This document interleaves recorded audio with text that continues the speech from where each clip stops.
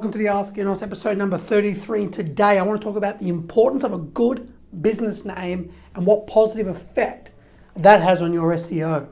Stay tuned.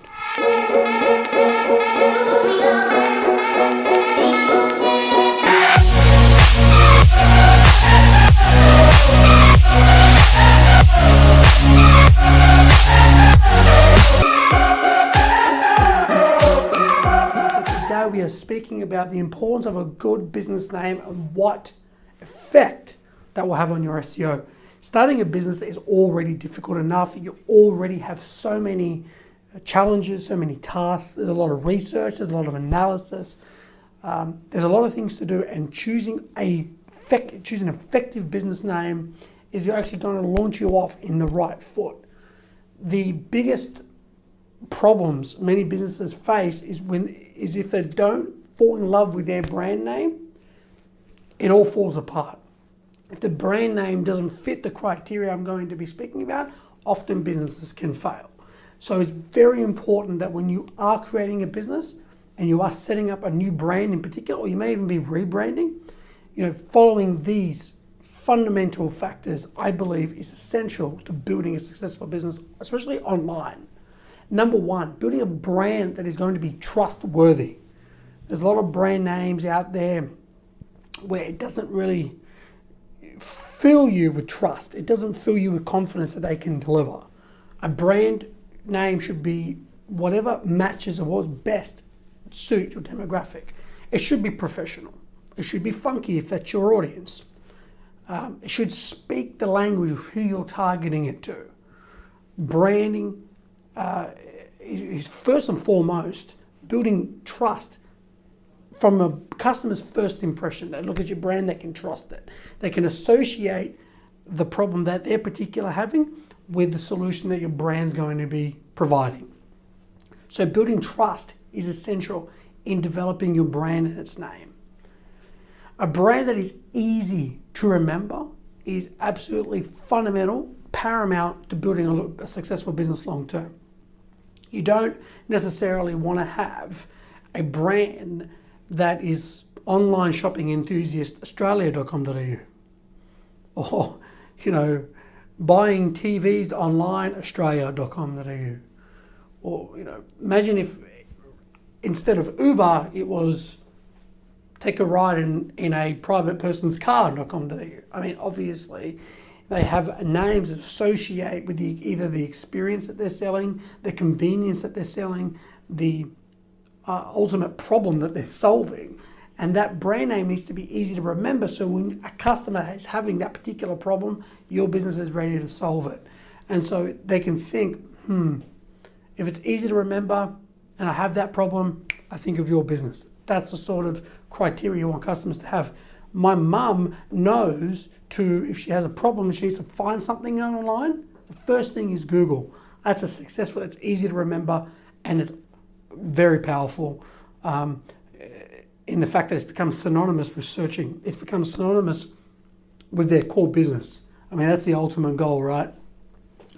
Thirdly, you want a business name or a brand name that's easy to recognize. When you see, I remember growing up and you saw the arches of McDonald's, the yellow and the red, which is not coincidence. Yellow and red are colours that ignite the feelings that you want to eat, appetite, they associate them with food and things like that. Yellow and red, very significant, very symbolic, means something to McDonald's and what they're delivering. The problem that they're solving is you're hungry and you need something to eat. And I remember you could see that M sign a mile away. I remember growing up and my parents would sort of bribe me into being a good boy to get a soft serve cone. And I knew when we left the factory, if I was going to my dad's work, I knew I had to be a good boy. So on the way home, when I see those yellow arches, is dad pulling up into the drive-thru or is not? And so brands that are easily recognizable are brands that are going to stick in people's minds. And obviously with marketing, you want that brand to be in front of the right amount of people, which is the next step. But something that someone can look at, it's not ambiguous with other brands. The colors mean something. The slogan reminds you of something this brand is going to solve to the customers. Very important. Easily recognizable brands, or easy to recognize brands, is brands that when you sort of build a remarketing campaign, for example, or a brand or a campaign around SEO or Google searches on social media, you're going to run and launch campaigns, you're going to build content, and they're going to see that brand and they're going to respond to it. That's a brand that is recognizable, one that I can trust, it's easier to remember, and I can recognize it when I see it. So those three fundamentals are very important to building a brand. And what does that mean for you? Well, you need to sit down and sort of think about with your business partners or whoever, if you've got a graphic designer, and say, when you are building a brand and you got the name, you really want to make sure that that logo, that slogan resonates with your target market. The overall strength of a brand is absolutely vital. If you look at some of the successful brands out there, let's think of some, Nike, and their slogan is "Just do it." And what I've always thought about with Nike, and maybe I'm the only person, but that symbol, the Nike symbol, it's like a tick, right? It's like I'm sure that's one of the intended purposes. I haven't looked into the Nike logo, and I'm pretty sure most people have sort of thought about the tick, and it's like a positive signal. But I've always looked at it and said, for some reason, it reminds me of a shoe. Just the way they've designed it. Now, I don't know if other people think like that. I don't even know if that's Nike's intention. But when I look at the logo, it reminds me of a shoe. But I think the tick is obviously what they're trying to convey. That tick is very important. It's like they approve of you buying their product. You look at it subconsciously, you look at that brand and you sort of go, wow, subconsciously, it's a good product to buy. It's got a tick. You got the tick of approval in the nutrition, the hard tick of approval, if it's healthy food or whatnot. Microsoft, the logo being Windows, seeing through the solution that they're providing. I don't know, it's just another way I've looked at it. Why Windows? Because there's many applications that open up Windows. Another name for providing apps and things like that before apps became sort of a really popular term. Google, all the different colors, all the different possibilities. The fact that, as I mentioned before, it's become synonymous with search. It's extremely powerful. Uber, there's another interesting, for me, it's all about the name and the colors. I'm going to have an Uber experience, right?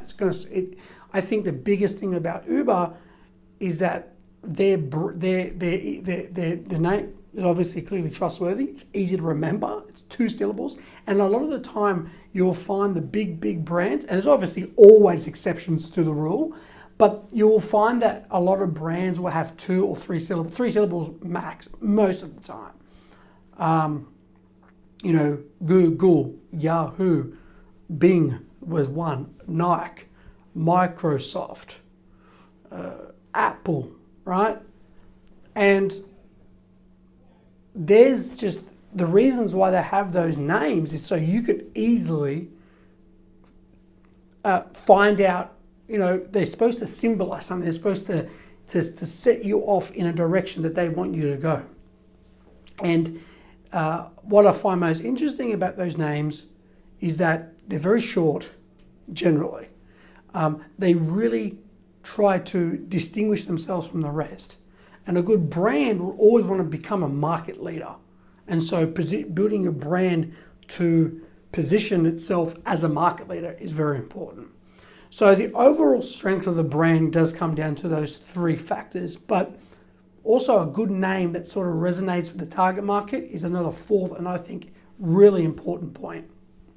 And so what does that mean for your SEO? Well, if you have a brand that is easy to remember, it's easy to recognize, it's trustworthy, what's that going to do with your SEO and sort of assist with your other marketing is when you, a lot of marketing is raising brand awareness, increasing brand awareness. It's really the game of marketers is really the attention game, right? Getting you in front, getting your business, your brand in front of the most qualified group of people as possible. The more qualified they are, the more likely to buy.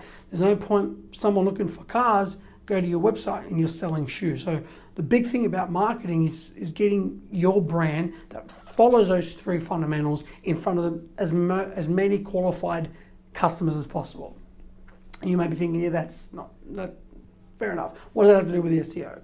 Well, while you achieve that goal in the process, you want people, if it's easy to remember, easy to recognize, it's trustworthy, to drop brand mentions.